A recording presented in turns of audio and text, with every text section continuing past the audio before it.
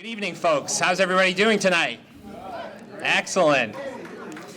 Welcome to the 20th anniversary celebration of North Star Family Services. We'd like to thank everybody for taking the time to come out tonight. Can we give yourselves a round of applause? Excellent. Thank you. All night long, Il Forno will be catering food throughout the night, so we do want to thank them for coming out tonight, and the food smells absolutely delicious, and for those of you sampling it, I'm sure it tastes fantastic as well. Jackie from the Cake Studio, we would be remiss if we didn't thank her as well. She donated the beautiful cakes for tonight's event. There is a cash bar in the back for soda or adult beverages, so please thank Rocco and the staff and be sure to tip them.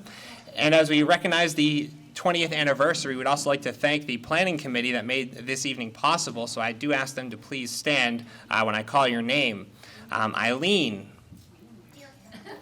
Adam, Pat, and Tabitha could not be here tonight, Yana, and of course John Hogue.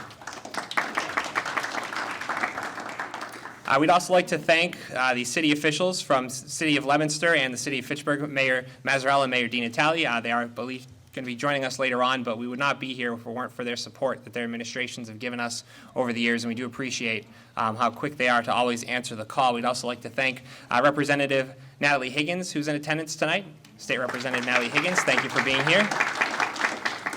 We also have a couple Leominster City councilors we'd like to recognize. Councilor Bill Brady for Ward 1 up in North Leominster, and Sue Shalafu Zephyr, the councilor at large.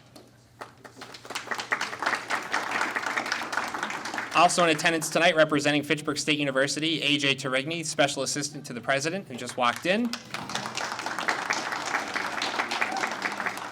Corey Eng, the CEO of United Way of North Central Massachusetts. Corey, thank you for being here. And Tracy Gagnon, Manager of Membership and Engagement with the North Central Massachusetts Chamber of Commerce.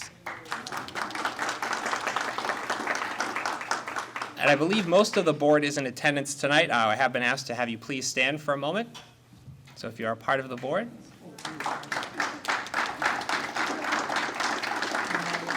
Thank you for your service. We do appreciate it. We'd also like to welcome all the donors and the supporters, as well as the volunteers and staff that are in attendance tonight. You're really the boots on the ground, and I'm sure John's going to have much more eloquent words to say about you than I can. But we do appreciate all of your hard work, your dedication to this cause. So thank you, folks, so much.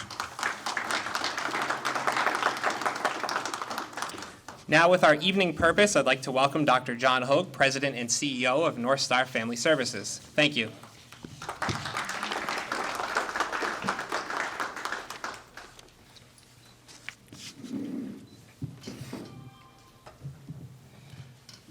I'd like to welcome everybody to our event this evening. It's a special day for North Star. Been around 20 years. I'm sure when you talk to some of the folks in the room that were here at the beginning, you know, thinking that it was going to last 20 years, who knows if that was on your mind. I'm sure it was day by day, hour by hour to get it to operate the shelter and the agency.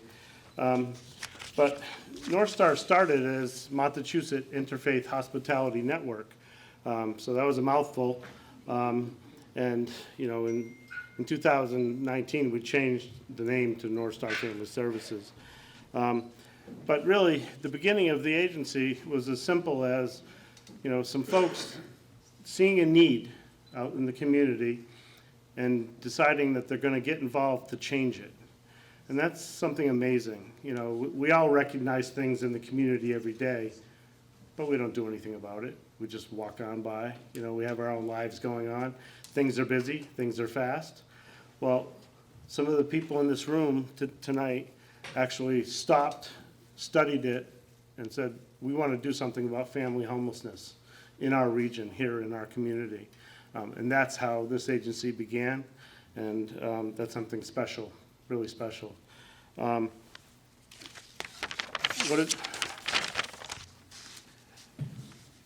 North Star as an agency is grounded in some basic premises, and it's been like that for the last 20 years. It's talking, you know, and supporting families and giving them the tools that they need to be successful. Sometimes they need services, sometimes they need a little hand up, sometimes they need education.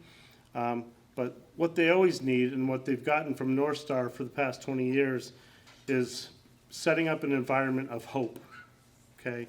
If you don't have hope that things are gonna get better, they're not gonna, okay? You've gotta be reaching for something, and oftentimes it takes people to support you in order for you to build that hope within yourself. So North Star really is in the business of providing an environment of hope. And, when we think about hope, what is hope? We can go to the dictionary and find all what it says that it is. But it's really motivation to overcome adversity. Motivation. Well, how do you get motivated? You got to know what you're doing. You got to feel confident in yourself. You got all that self-esteem, and that's what North Star provides. Tonight, we're going to reflect on the 340 families that we've served since day one. So that's 340 families that were really struggling, not knowing where they were going to go and if they're going to survive the next night, that we successfully worked with and helped them find housing. It's not to mention the thousands of referrals that we've made through that period of time also, because we can only do so much with what we have. You're going to hear stories about our impact.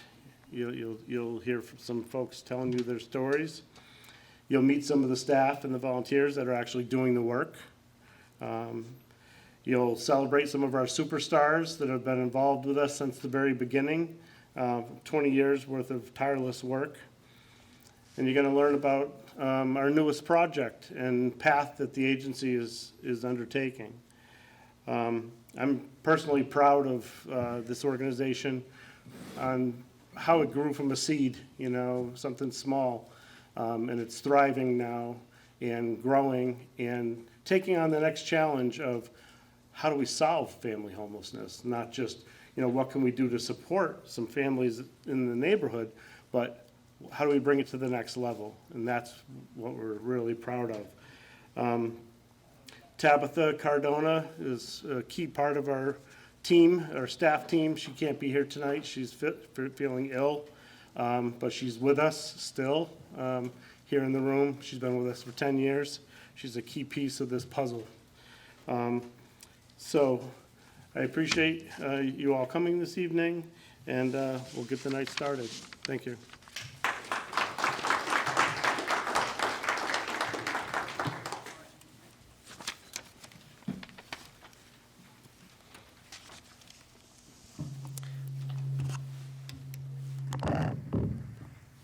And I'd now like to invite up to the podium State Representative Natalie Higgins with a message from the State House.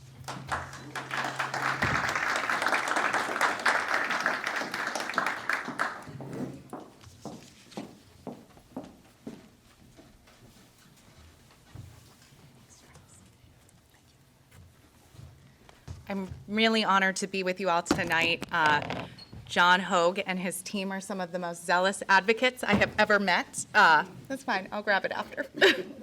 And I think you all know that, and that is how you've been able to help 340 families. We are incredibly grateful from the Massachusetts State Legislature for the work that you're doing, and we want to be a partner in that to help you help more families. And so we're bringing a congratulatory citation for the 20 years of work and the many, many, many more years of work ahead of you. Thank you, John.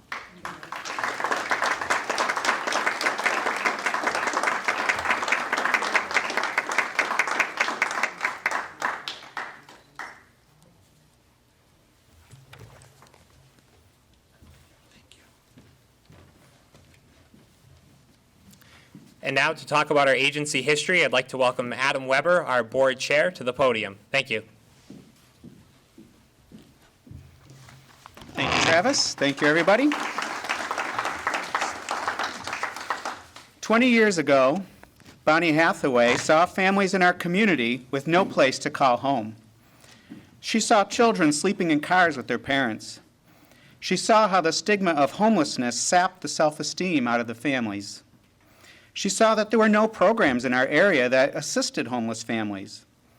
And she saw that in order to get some help, the families had to split apart.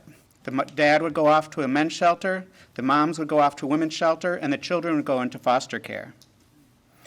Bonnie decided that something had to be done. She learned of an organization called Interfaith Hospitality Network that was providing shelter to homeless families by utilizing church volunteers and space at their churches. The way it worked was for 10 or 13 churches in a community to collaborate to provide meals, shelter, and volunteer support. Each church takes 1 week rotation and hosts families at their church for an evening and overnight for each day of the week. During the day, the families would be transported to a day center where the kids would go off to school or go off to daycare, and the parents would go to work or get some help from the social worker. Bonnie decided to form a network here in our community, and the Montechusett Interfaith Hospitality Network was born. She formed a board of directors, including herself, Eileen O'Leary, Jennifer Anderson, Jean Mackey, and John Cullinan. Sister Pat Riles, Dan Jones, and Father Bob Brusso and others joined soon thereafter. They hired our first director, Anne St. Jane, and together they recruited the original 10 churches of the Montechusett Interfaith Hospitality Network: Pilgrim Congregational Church, St. Anthony of Padua Church, Christ Church, United Parish of Lunenburg, New Life Church, First Parish Unitarian Universalist Church, St. Bernard's Parish, St. Boniface Parish, Chapel of All Saints, and Good Shepherd Episcopal Church. And they were able to find some day center space in the basement of Good Shepherd Church in West Fitchburg. Now, a foundational part of this program was to have families sleeping at churches. And at that time, there was a tragic fire at the Station nightclub in Rhode Island. So fire safety was at the forefront of everybody's minds. And it was up to the fire chiefs and the building inspectors of the towns to give us permission to actually use the churches to sleep in. And they were very concerned, and the only way that they would allow it if every church installed a sprinkler system into their church. And it would be a huge expense to try to retrofit a sprinkler system into these old churches. The group did not give up, though. This was too important. And in fact, I hear that Eileen and Bonnie and Sister Pat had actually were willing to chain themselves to the front of a church in an act of civil disobedience to make this happen.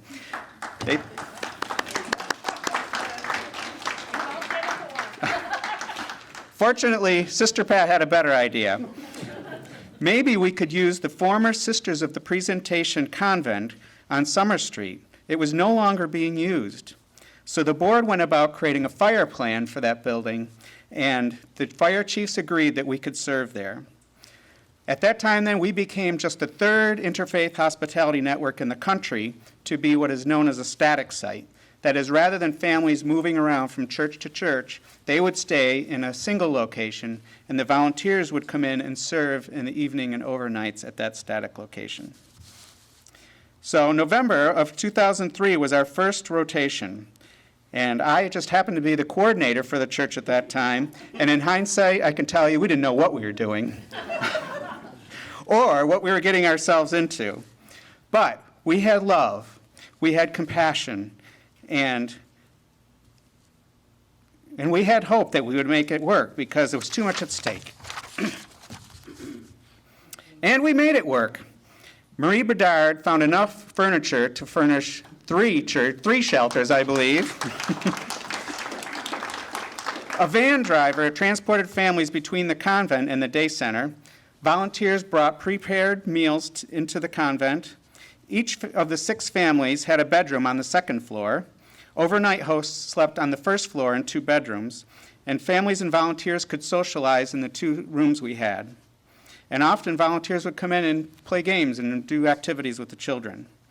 And at the day center, the parents would get the assistance they needed: help finding a job, help with budgeting, help getting services. This has always been a strength for our program. We go beyond just providing meals and a shelter and a place to call home. We do what we can to help the families so that to prevent them from becoming homeless again. It was truly a community response to homelessness. In 2006, Art Heiser joined the organization as the director and also began a time of growth for the program. Although the convent was working for us, there were a number of issues with the building that could not be fixed, not the least of which was a leaky roof. Talk about sprinkler systems. But we did not give up. We needed to find a new home. In 2008, we moved to St. Cecilia's in Leominster, above Catholic Charities. There was a lot of space here, so we were able to have the day center and the operations of the shelter in the same building. The program grew because the need was great, and the building could handle 8 families at the same time. We hired a part-time case manager and an administrative assistant. This new building brought about changes for the volunteers also. The increased number of families meant that more food was required, and we didn't have large rooms for socializing with the families, but the volunteers continued to serve faithfully. The building ended up working very well for us, and actually we wanted to purchase that building, but unfortunately we could not get past some of the zoning requirements. In 2012, you heard, we hired our longest-standing employee, Tabitha Cardona. She just celebrated her 10-year anniversary, and North Star would not be where it is today, if at all, without her.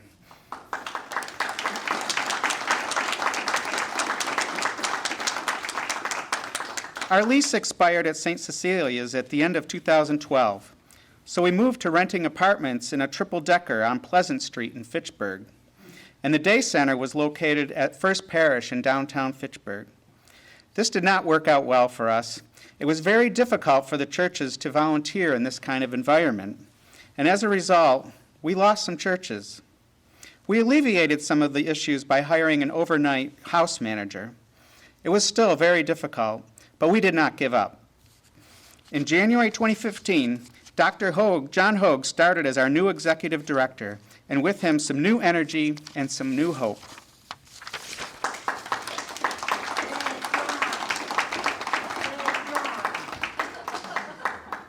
Shortly thereafter, Sandra D'Arienza saw the house on 750 Main Street was for sale.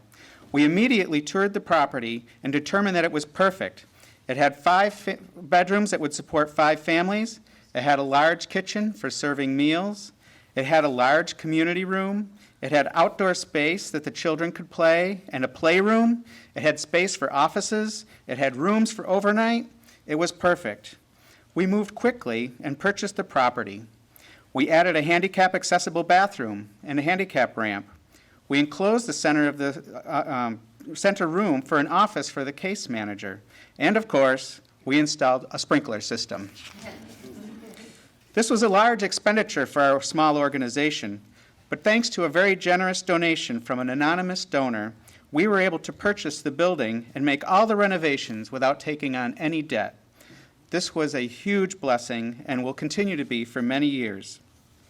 So in November of 2015, we moved to our operations to the new facility. And finally, after 13 years of being a homeless shelter without a home, MIHN had found a permanent home.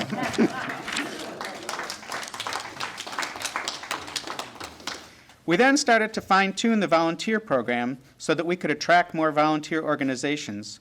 Churches were struggling to provide evening hosts, so we removed that part of the program. Personally, I really miss spending time with the families, but it was a necessary step. So now volunteers bring home-cooked meals to our families every evening, and churches provide breakfast and lunch supplies for the week. This turned out to be a blessing because when COVID hit in 2020, we were well equipped to continue the program. And all during COVID, churches never missed a meal. This is a real testament to their commitment to serving homeless families.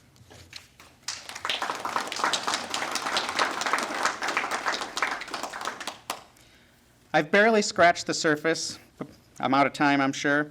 There were countless coordinators meetings, countless board meetings, wonderful fundraising events.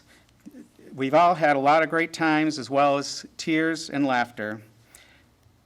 There are hundreds of stories of compassion, stories of learning for our guests and for the volunteers. And throughout our history, we treated everyone with care, dignity, and respect. So I'm very proud of what North Star Services has accomplished over the past 20 years. I'm proud of the hundreds of families that we have served. I'm proud of the staff. I'm proud of the volunteers. and I'm proud of the board of the directors. We've never given up. I'm very grateful for the many donors, the individuals, the foundations, and corporations that have given us the financial support that we need. North Star could not exist without their help. And I'm really looking forward to the next step in our journey and what North Star Family Services will accomplish in the next 20 years. Thank you so much.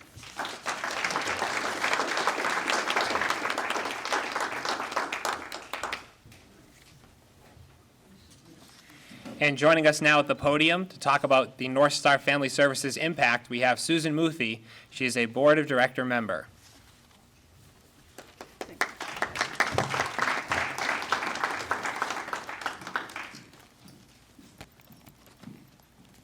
Thank you so much. Can you hear me? Yeah. Thank you very much. My name is Susan Muthy. I come from Africa, Kenya. I'm married and I have 3 children.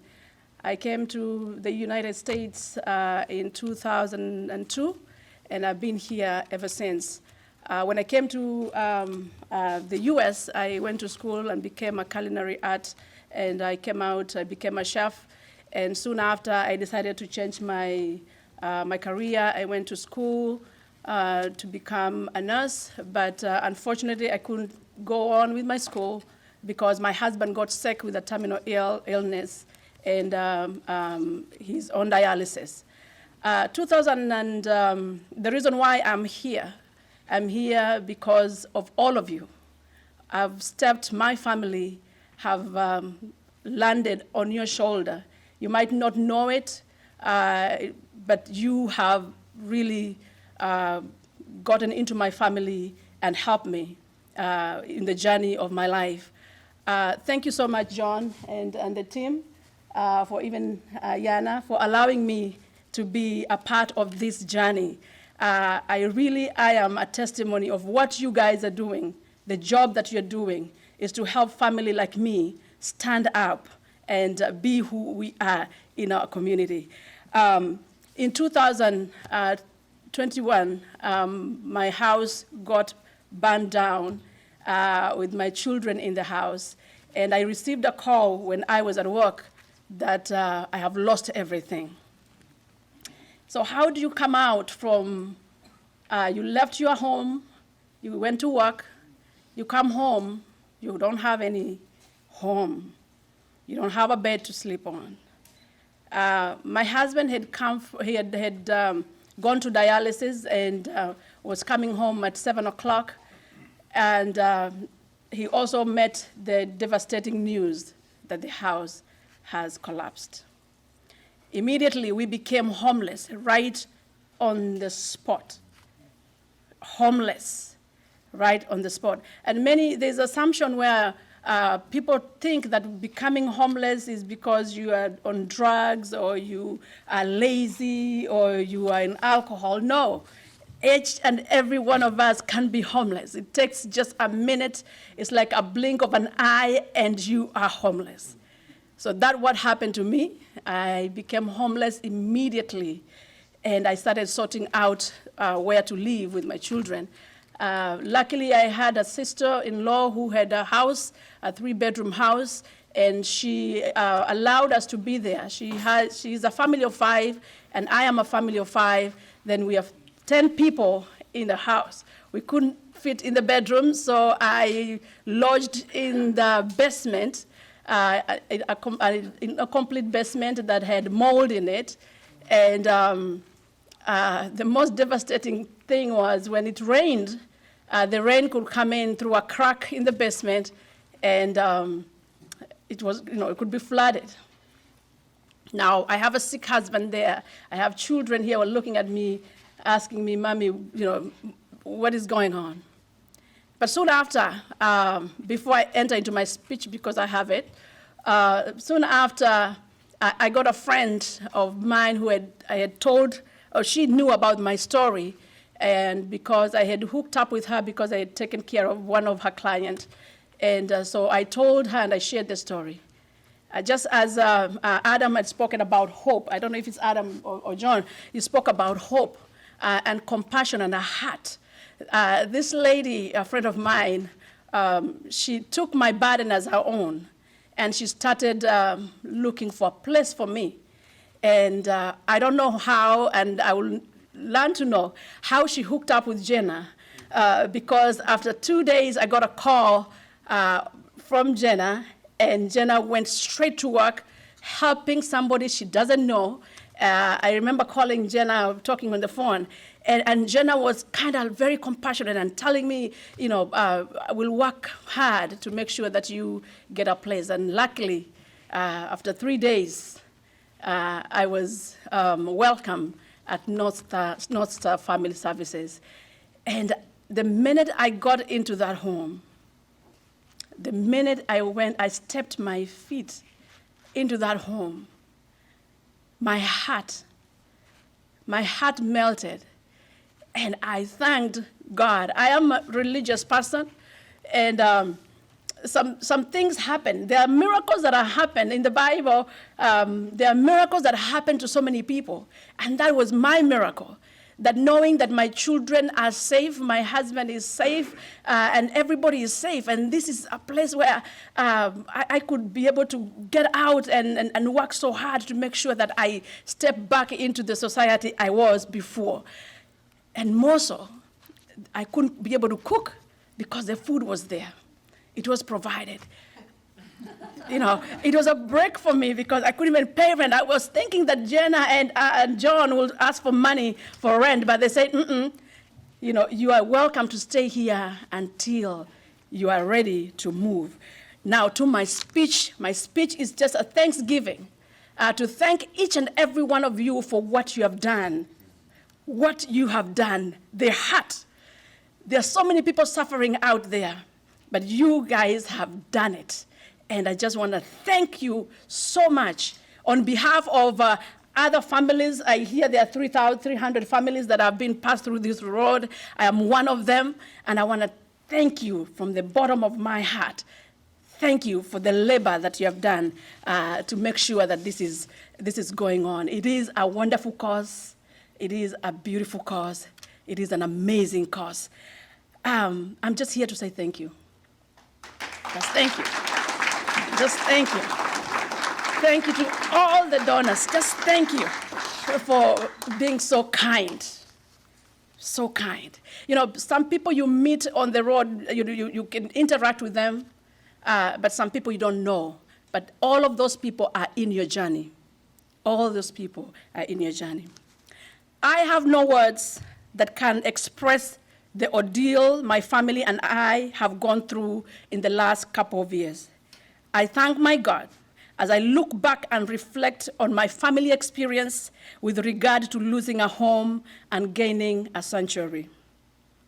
March of 2021 can be termed as a period of time that changed the course of my family residential status from homelessness now to temporary domicile, North Star, and to finally permanent residency.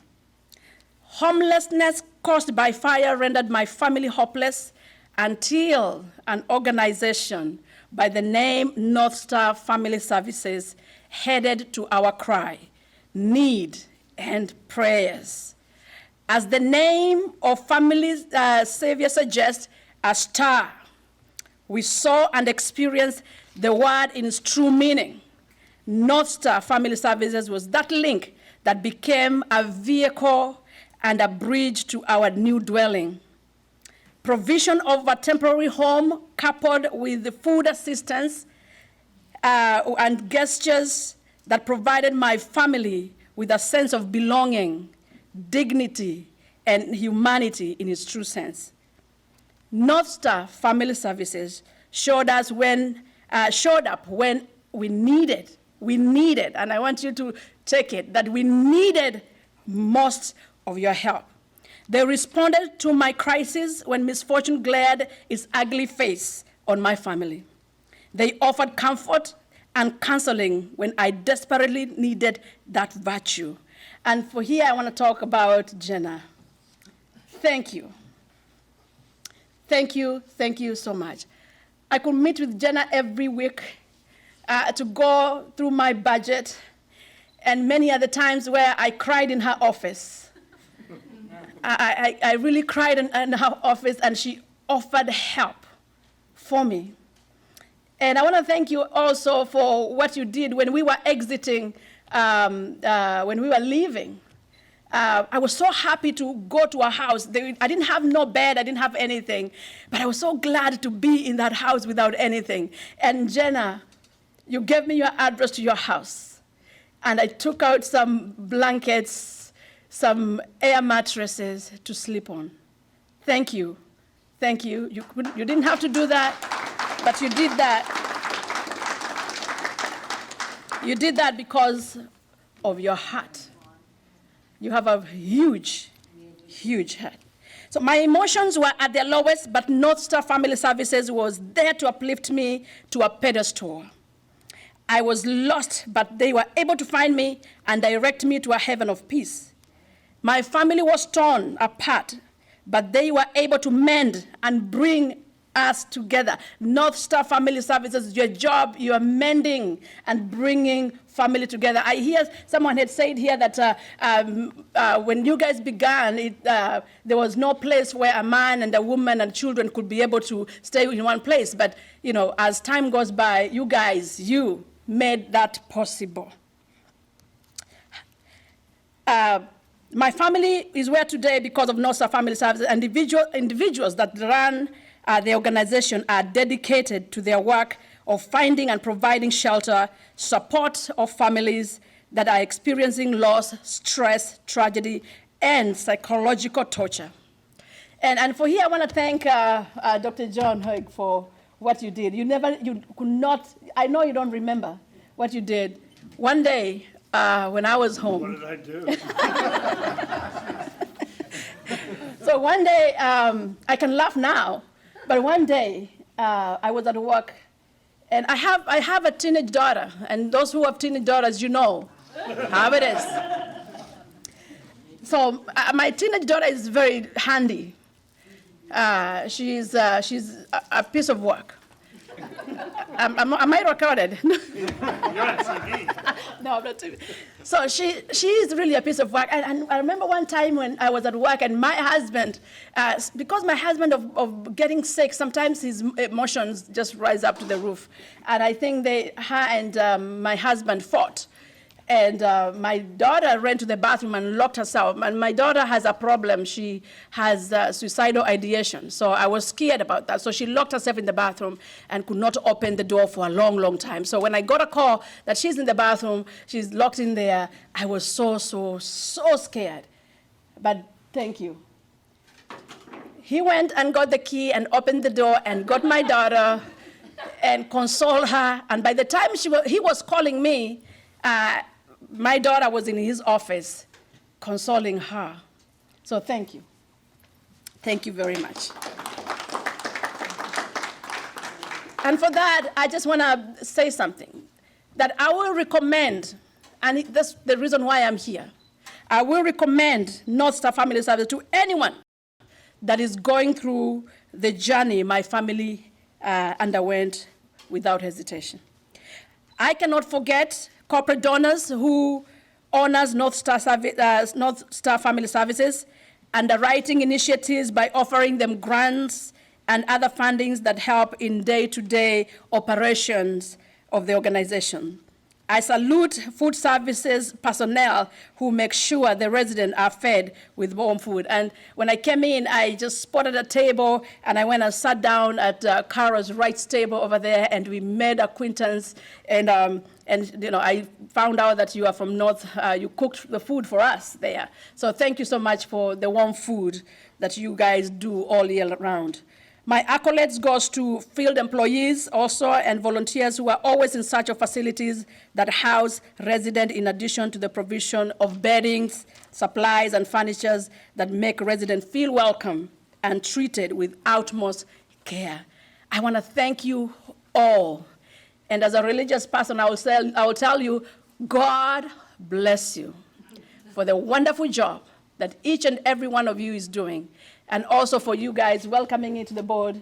And I hope I'll be also, I'll be helpful also to just pass this message of telling people that you guys, your job is wonderful and amazing and is helping family like I. So thank you so much.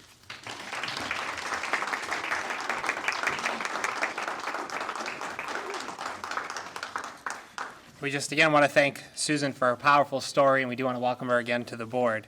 Now with the Rotational Group Recognition Awards, Yana Murphy, the Shelter Director.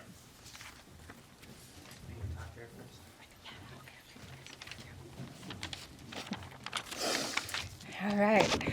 I got to read apparently part of Susan's speech, which I thought was the whole speech, but I think she only gave me like 5%. I read it so I wouldn't cry and wouldn't be a hot mess, and now I am a hot mess. But so I'll try my best. Thank you, Susan. So Susan's story is just one of the very, very many success stories that we get to celebrate today. A very powerful one. And all of you make successes like this possible, all in different ways. And one of the very special people that we do have that help our families to, like John was referring to earlier, we're in the business of hope and creating an environment of hope. And our rotation groups that Adam also talked about earlier a little bit, they make that also happen. Because when families come in the door, they often don't have anything. They often, more than likely, food insecure, and their basic needs need to be met before we can do the hard work, before I can sit down and do budget meetings with people, and before they can go and find employment and daycare and transportation. There's no way you can concentrate on that if you have to worry about where your next meal is coming from, or even worse, your child's next meal is coming from. So our rotation groups, and we have a lot of coordinators, pastors, representatives from the rotation groups here tonight. They make that happen. They bring home-cooked meals to the shelter for the families, like Susan was referring to. I do remember when Susan's family moved out, the children were really, really excited to go into their new home, but they did ask if they can come back for the dinners every evening. So they really, really were missing them. So, and they also do grocery shopping so that all our families are provided for lunch and for breakfast and things like that. They also make a monetary donation on their rotation to just keep the lights on at the shelter. It would be really hard to do the work we're doing without lights on. And then they also, right now with COVID, everything is a little bit different, but usually we do have trainings, group trainings with our families, and volunteers from the rotation groups would also come and watch the children and do really fun activities with them while the adults focus on the training that we're doing. So let's see. What I want to do, because I'm gonna be stepping down there to give out the awards, just to honor the rotation groups and say thank you from us, from the families, and really recognize the hard work you're doing. I think Adam has another mic for me, so I'm gonna be stepping down here, and I'm really sorry if I don't mention your rotation group at the end, and you are here, please let me know. Let me read what the plaque says. So we're calling it the Compassion Award, and it says, in appreciation for providing unparalleled support and service to the homeless families in our community. Your service group continues to make life-changing impacts on the most vulnerable families in need of support. And the first group that I have here is actually the First Parish Unitarian Universalist Church, and they were also with us continuously the entire 20 years. So the first 6 churches I have here have continuously for over 20 years with us. Go, Jen, go. What Anyway. hurricane? I'm a hurricane.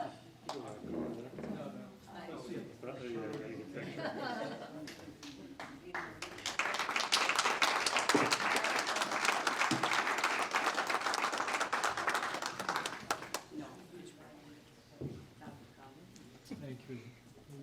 Thank you.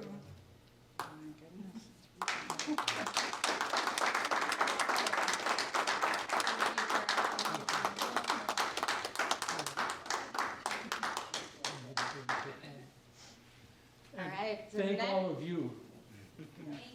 Because it is the community that really is meaningful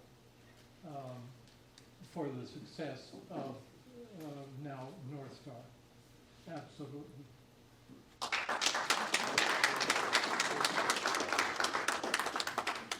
All right, the next Compassion Award I have is for the Leominster United Methodist Church. So. now I have-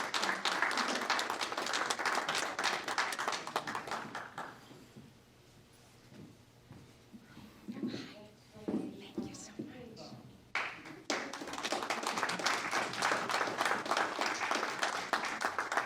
much. Thank you, everyone. Thank you.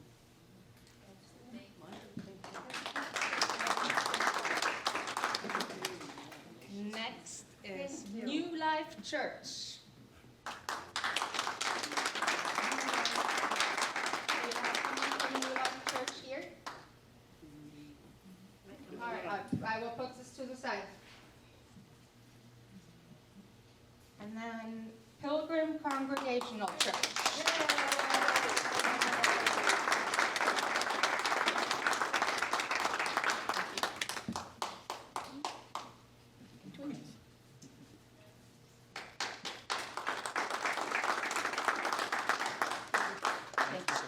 That's where Sandra used to be. Right. Right, thank you. See you next, Murray. St. Bernard Parish.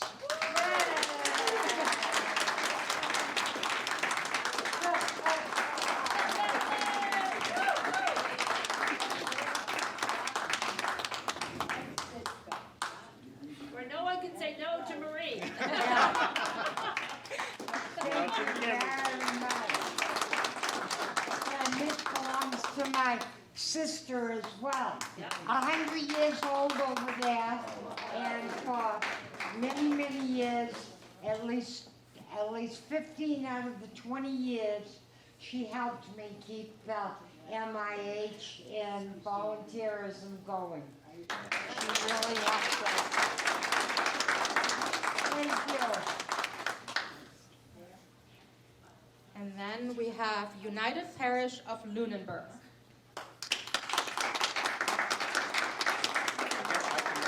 I can represent them.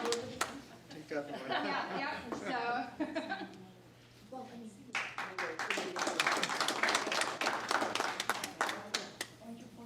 So all those 6 churches have been with us, like I said, 20 years and continuously have supported the families in the shelter. So just another round of applause.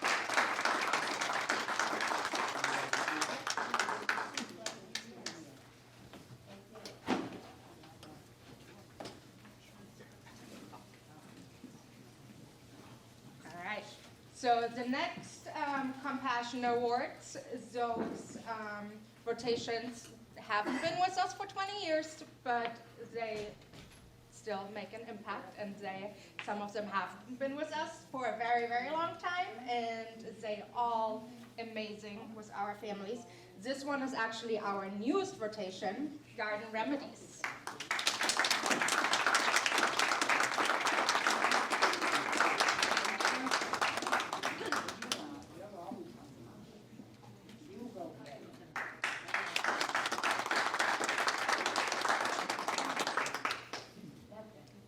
Thank you guys so much. Thank you.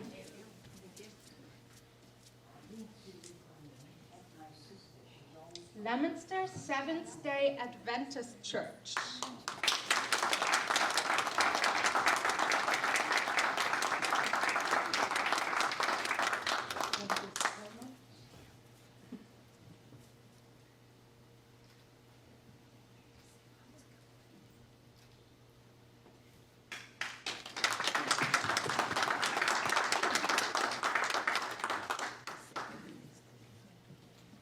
New Hope Church.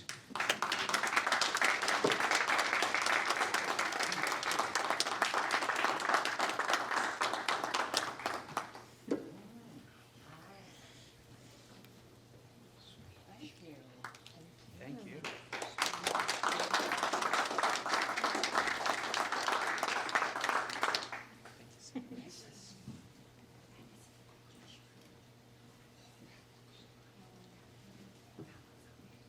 And I have St. Anthony's Parish. And now I saw you somewhere over there.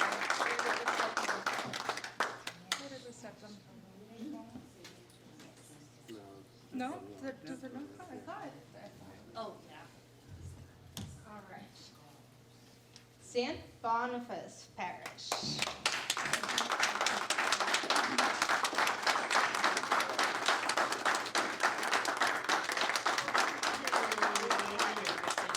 Yes.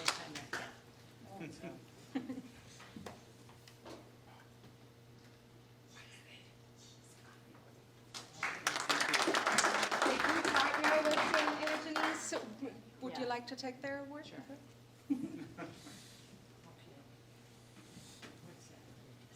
You. And then we have St. Leo Parish.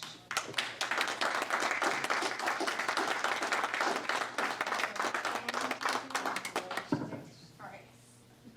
And last but not least, the Life Church, Massachusetts.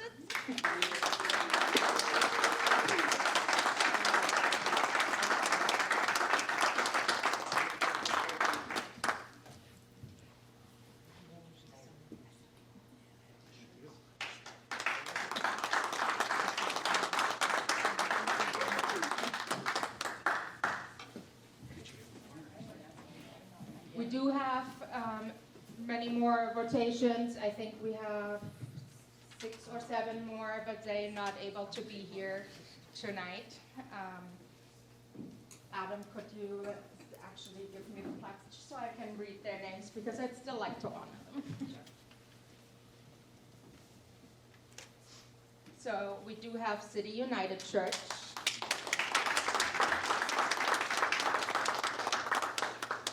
We have College Seventh-day Adventist Church.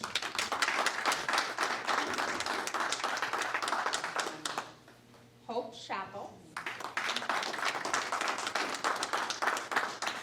The Lunenburg Turkey Hill Family Lions Club. And St. Cecilia Parish. And we've got 2 more. Fitchburg Seventh-day Adventist Church, and the Townsend Seventh-day Adventist Group.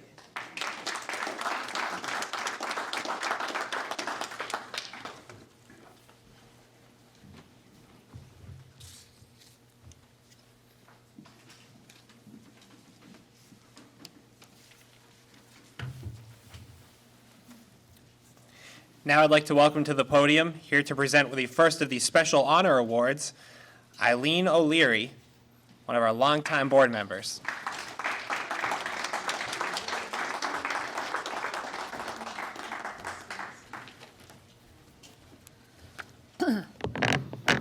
Thank you. I just want to say that I think Susan said it all, but I think the most important thing you have to remember is never step away, always step up. Because regardless if you're a donor who gives us $1 or someone who gives us $100,000, it's all equal in providing an opportunity to bring a family in and let them get that step up that they need so that they can get back into secure housing. I have the honor tonight of saying a few words about Bonnie Hathaway. When I first met Bonnie in the Pilgrim Church in February, I believe, of 2003, I had read an article about an organization called Family Promise in Woman's Day magazine. And suddenly I saw in our paper, The Sentinel, that Bonnie's church was going to host a guest speaker from the organization. And the reason they were coming was to find a way that we could address a problem that we had here, which was homeless families. I thought, not in my community. How could that be? I live in a little house in a little safe area. I don't see any homeless people. But the reality was, as Bonnie and many others in that room knew, there were many families either sleeping in the parking lot at Fitchburg State College or behind the movie theater down at the mall. And that just struck me with such a powerful message that how could that happen in my community? So that's the important message. So Bonnie kind of got us all together. At the end of that meeting, when the speaker finished, she stood up and she said, we're going to have this organization here in town, and who wants to join me? And quite a few of us put our hands up, and we found out where Bonnie lived. And that's where our board meetings took place, around that great old coffee table in the beginning, and then it went into the dining room. As our board grew, we actually didn't have any money at all. We had no experience on how to be a nonprofit or anything else. But the one thing we didn't have was a great knowledge of members in our community who we thought we could ask. I remember Bonnie saying she knew an attorney, Mr. Bedenza, who he might have some knowledge on how to start a nonprofit. So she called him. He said yes. That was step number one. Then we kind of went out. I knew people, so I had the ability to work at St. Leo's. I remember a dad who was an inspector for Mass Electric, and he was a fire safety engineer. At the time, my husband was an engineer and looked on the website, and he said, look, there's a couple guys I know on here who are in fire protection. Let's call them and see if they get involved. No one said no. Another neighbor of ours was involved with Simplex. Once again, they said yes, not no. So that just shows what a whole community coming together can do. And the day that we had that meeting at St. Boniface where we thought, well, we're just going to invite all the fire departments together, and they'll all chat, and they'll all come in, and we'll give them some cookies, and we'll tell them what we're going to do. And of course they're going to say yes. And when I drove in the parking lot and I saw them all outside chatting, I thought, that's nice, they know each other. They were protecting. I mean, they had no choice. After that devastating fire, the rule was then that the building inspectors became responsible for any deaths in their community, and they could be charged with homicide. No wonder no one wanted to help us. But it didn't stop us. And the day that Sister Pat stood up and said, I have an old key to an old convent down on Summer Street, we followed her down there. I think it was like late afternoon. We unlocked that door. The key still worked. Thank goodness for the sisters of the presentation, too. And we walked in, and it had become a storage place for St. Bernard's High School. Kathy Gravel's husband was a firefighter in Fitchburg, and he stepped up to bring in the firemen, help empty that, and get it all ready for us. It wasn't exactly, shall we say, the Hilton.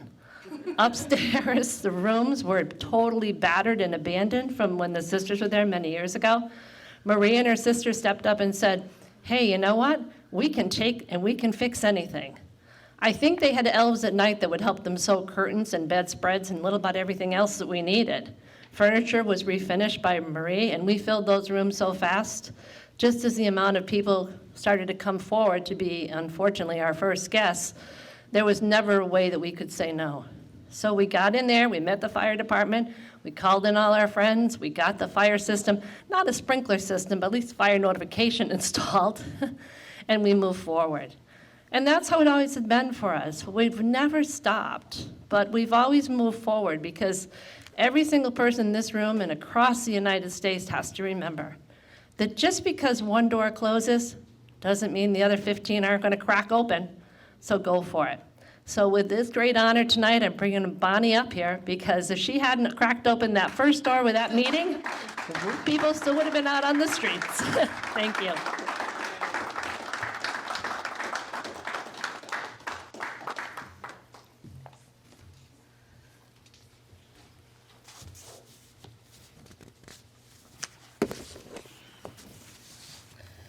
I gotta learn to breathe. Thank you, Eileen. and thank you, North Star.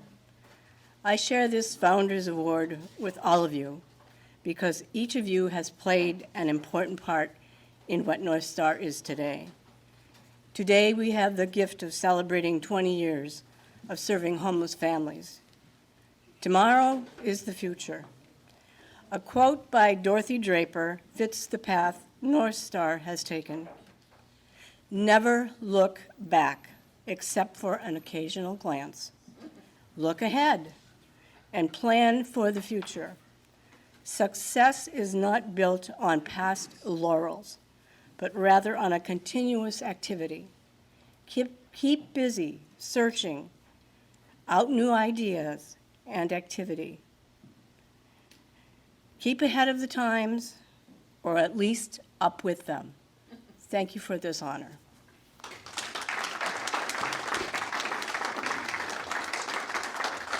We'd like to present you with the award and this token of our appreciation that you can keep close to your heart because you'll always be close to ours.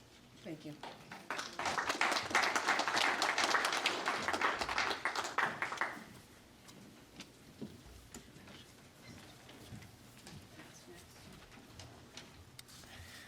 I'd like to now welcome Patricia Reed, another one of our board members, up to the podium. She'll be presenting the Governance Award. Eileen, I'd like to ask you to come back up.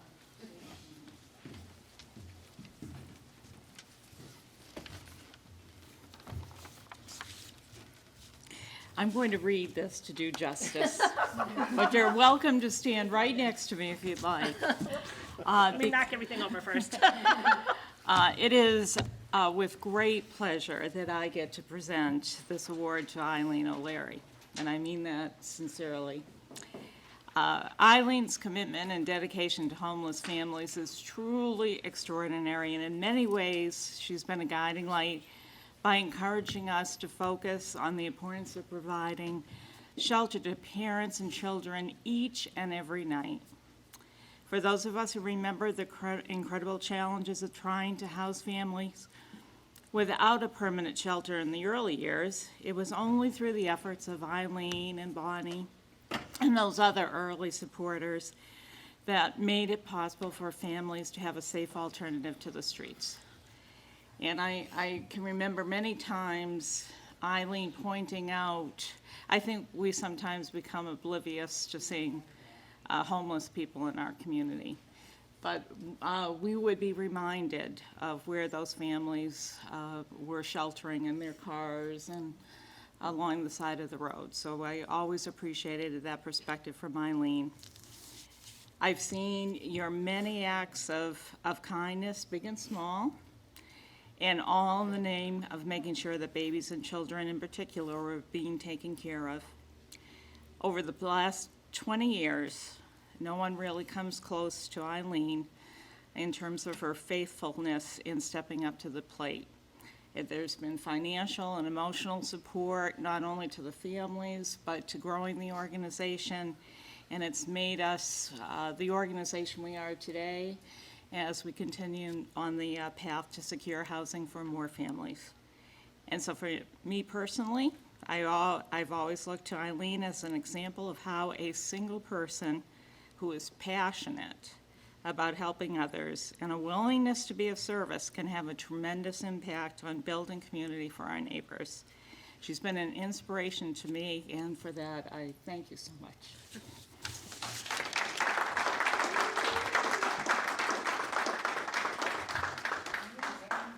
And a token. Thank you, thank you, thank you. And just in conclusion, it just goes to show, all you have to do is show up. When people ask you to serve, show up. But I'm so thankful to that donor that came. I was present at the time when we were trying to purchase the home we're in right now. And he was, whoever he was or she was in the community, I was gonna sign that mortgage. And that wouldn't have been the most intelligent thing to do, but it needed to be done. So thankfully, that person stepped up and saved us, saved myself, and has helped so many families. And just like now when we embark on this new project, I mean, just imagine driving by that place and knowing that you were a part of that. That's the only thing I have ever asked in return, is just to know we have some place for those families to go. So thank you again for all your help and continued help. And it's so wonderful to see all these new churches joining and the old church is still here. I mean, we just keep going, girls and boys. Thank you.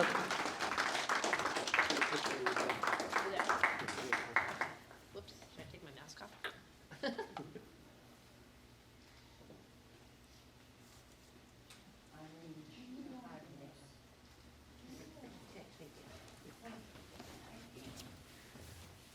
And I'd like to welcome back to the podium Bonnie Hathaway. It's my honor to present the Angel Award to Marie Bedard. Marie.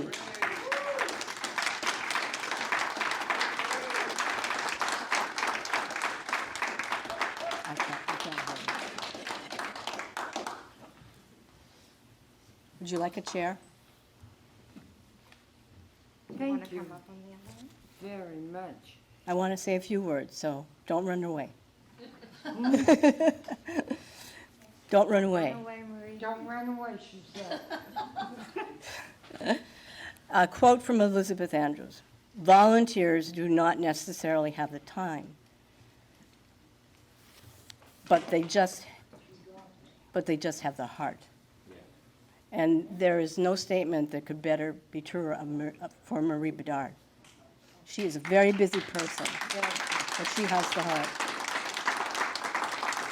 When the shelter first opened, she volunteered right away, and she was with Al's My sister. I remember that, St. Bernard's. You took over as a coordinator for your church in Right. 2009, and you're still doing it. Yes. Still doing it. She's been a great role model, and you've trained coordinators and many volunteers. From day one, she made it a point to make the families feel at home with her gift of interior decorating, even changing decor with the seasons and the holidays. Right. Right. I saw many beautiful trees, and walk in springtime, summertime, she had it all decorated. She took on kind of the role of house mother. She always tried to provide a sense of normalcy for the families, and she treated them like they were her own family. She especially cared by giving extra encouragement, and I noticed this. I don't know if the old churches will remember, we had a meal list or something we had to check off, and the kids ate, and they had their milk and whatever. And I was there one night when Marie said to the parents, "Did your kids get the milk tonight?" She wanted to make sure that they were responsible for getting the milk. She's always willing to go the special effort.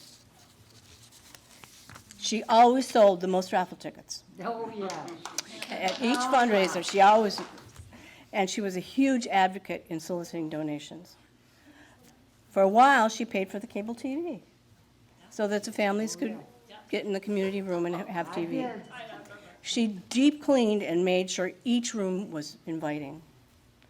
And one of the ways, kind of outside of the box, was when you collected household items and furniture and stored them. And then she would find volunteers that had trucks, and the trucks would take the donations to the storage area, and then from the storage area to the families' homes. And I was the Ginny White of Fitchburg. Yes, Ginny. Furniture.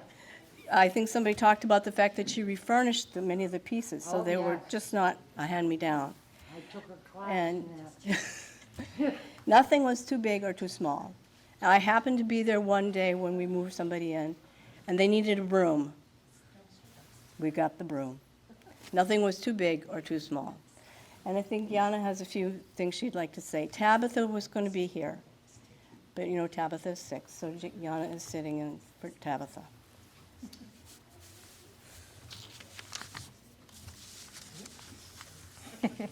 So don't run away yet, Marie. All right. So, like Bonnie said, unfortunately, Tabitha can't be here.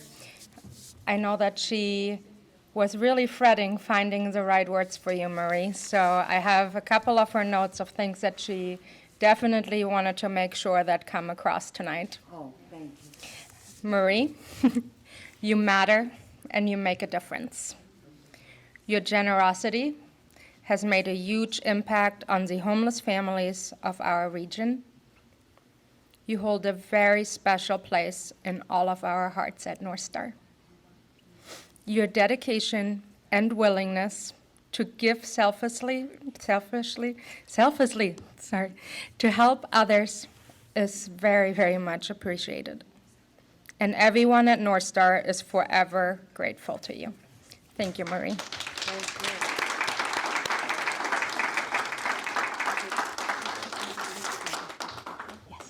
down here for a picture, down this way. Okay.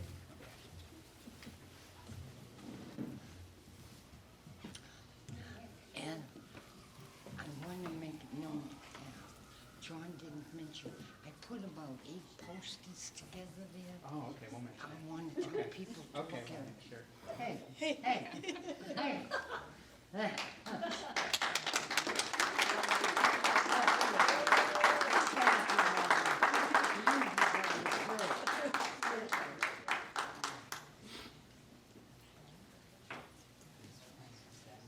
Thank you.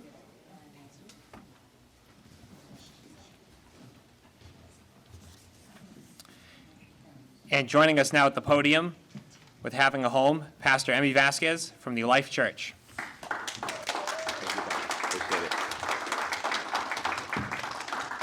I'm honored to be here, guys. How you guys doing? Well, for me, John, what's up, buddy? How are you? It really started for me in the year 1985. I'm going to give you a quick little story.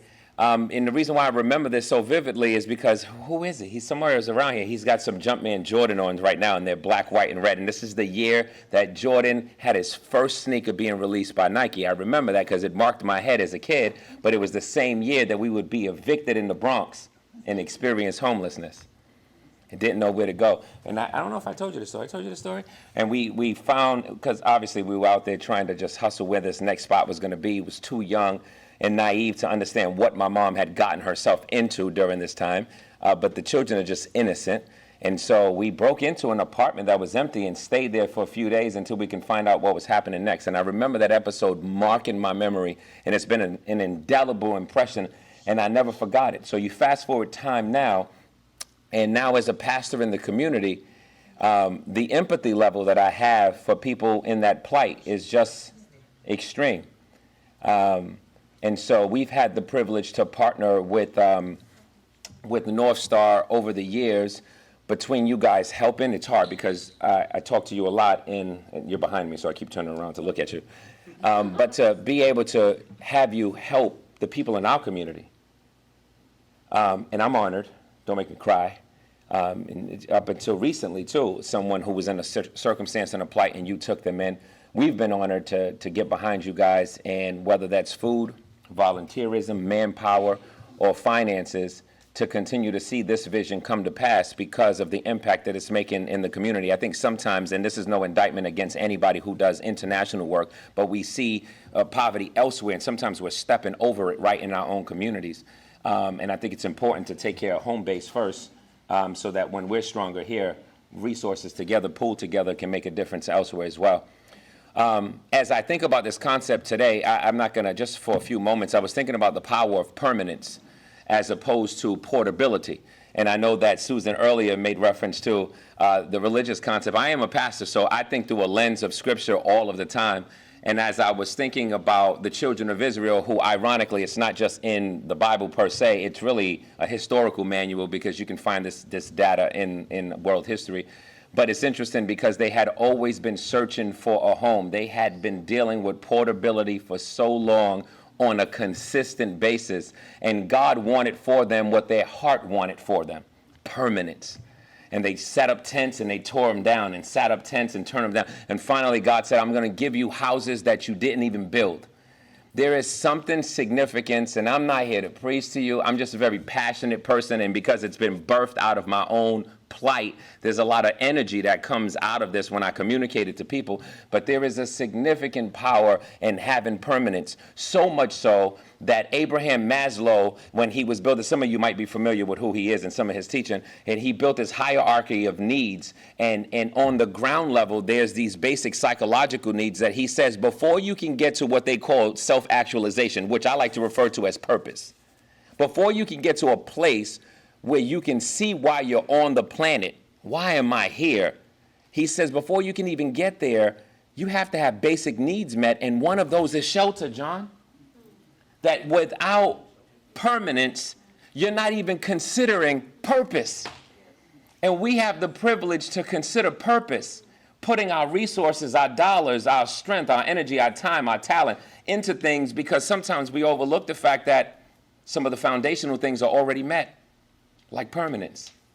Man, I'm grateful to have a home, and I'm grateful to be partnered with people like you that give people an opportunity to have a home. So I'm honored. And I end with this. I was thinking about what the psalmist said. He said in Psalm 121, he says, where does my help come from?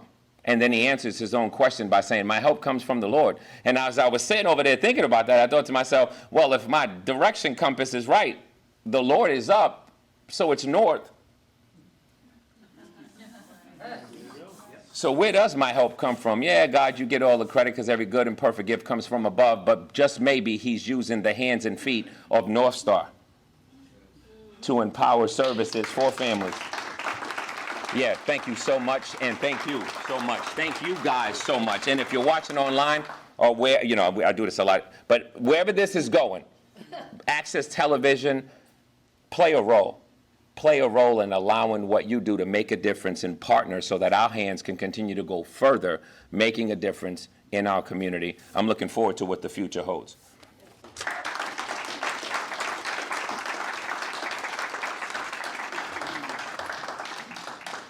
Thank you, Pastor. And joining us right now to talk about the agency path, we have Dr. John Hogue coming back to the podium.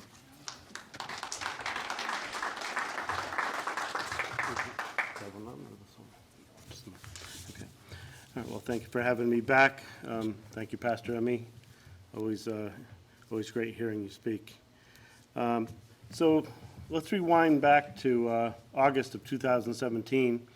And as an agency, we were wrestling with, we want to help more families. There's such need out there, and we see it every day. So how can we best impact? You know, we didn't have a lot of money, but we had a lot of energy. So we started talking to community leaders to find out, you know, what can we do? Should we open up a second shelter because the need is so great? You know, we have a waiting list at all times at the shelter currently. So we wrestled with, should we open a second shelter? I had many conversations with the United Way and the Community Foundation, different churches. And in looking at that, we decided as an agency and as a community that we already have the emergency room of shelters. We have the North Star shelter. That's sort of triage, just like an emergency room might be. What really should we be shooting for? And as Pastor Emmy said, permanence, permanent home. That's what people are striving for. That's what we all, hopefully in the room, have or are looking towards getting real soon. So how do we do permanent housing? Well, we're not housing developers. We're a nonprofit, right? We decided, well, it's so important to our mission to solve family homelessness that we were going to figure it out. And that's been the path that we've been on. So we started wrestling with, you know, some families have trouble with not earning a high enough wage, or have trouble with the expensive cost of daycare. You know, these are all major problems, right? They're struggles for many families. Or lack of public transportation in our area. You know, it's not like Boston where you can hail a cab right at every corner like that, or a train or a bus. So we decided that housing was it, that was going to be what we focus on. But that was a tough nut to crack, you know, housing. Who wants to tackle that? That's huge, you know, and difficult. But it's so great, as Pastor Emmy said, if you don't have a solid foundation in which to work, in which to live, how do you work from there? How do you go out into the world to find work? How do you support your children? How do you have a refrigerator that's plugged in to take care of your food so you can have food permanence? It all comes back to having a solid home base. And I think we don't think about that enough for ourselves, how fortunate we are to have that. I've thought about it a lot lately. Also, if you don't have a permanent home, the incidence of social problems that grow from that are immense. Domestic abuse, physical abuse, mental health issues, substance abuse, the list goes on if you don't have a permanent place to live. So all good reasons that fueled the fire that pushed North Star to decide to do housing for affordable families. So what we decided to do is a strategic plan over the next 5 years to work towards building some permanent housing. Well, what do? We needed land. We didn't have any land. We didn't have any money. Well, we started working step by step, and over the past 5 years, we've purchased a piece of land. We've gotten a group of housing professionals together as consultants to help work with us. We have worked with the city of Leominster around zoning issues to try to find, how do we do this? How will it benefit the community? How will it benefit our mission? And then we did a lot of fundraising to try to fund whatever we were trying to get off the ground. And it's been a hard, long road. We also did a long application to the state for a major grant. Very competitive situation. We didn't know if we were going to be able to be successful or not. So here, 5 years later, I'm happy to say that the project is moving forward. You'll see some drawings over on the stands over there. And in the spring of next year, we're starting construction. So it's happening. It's happening.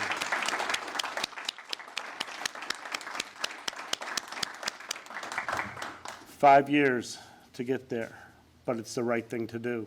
And it's what our region needs critically.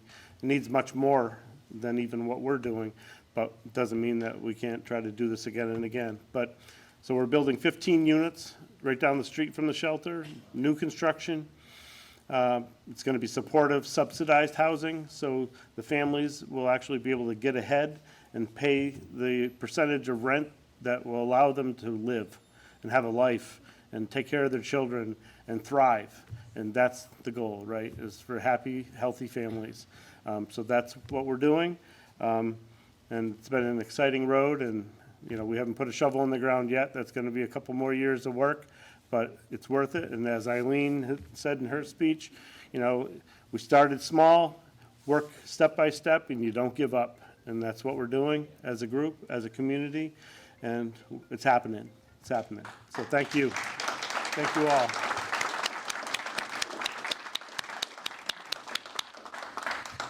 It all started with Bonnie and her crew at the beginning.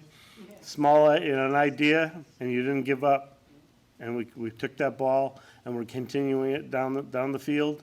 So I want to thank all the volunteers, all the staff, all the donors, all the supporters, because we're giving the community hope for our families.